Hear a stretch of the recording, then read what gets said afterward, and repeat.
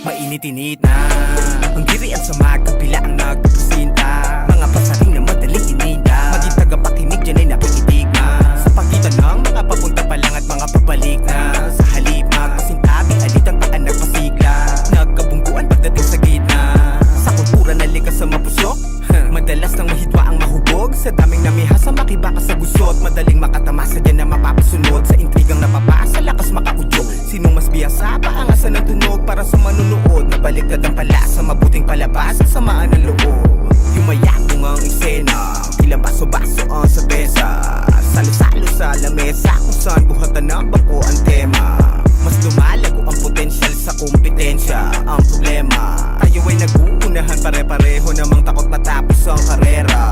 Kapangyarihan ng musikang haling tulad sa kalikasan na ginagalawan natin. Sa lakas ng araw sa bagsakan masasabi, ramdam mo ang galawan ng mga nasa ilalim. Hindi napupundi ang ilaw ng hangarin. Anuman dilim ng opinyon nila wala rin. Negatibo man o positibo para sa akin, pareho lang na may enerhiyang sinasali. Papaliwanagin.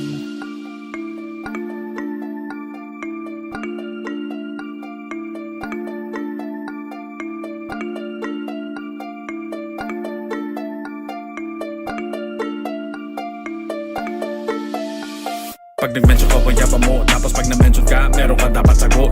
Mga fans, ini-echo mga banat mo. Kailangan pa i-share mo ang reaction post. Teka muna, sino ba kalaban ko? Sabi ng rapper, entitled. Mas mahirap maging fan. Trip ka pero presyo kapag may ganito.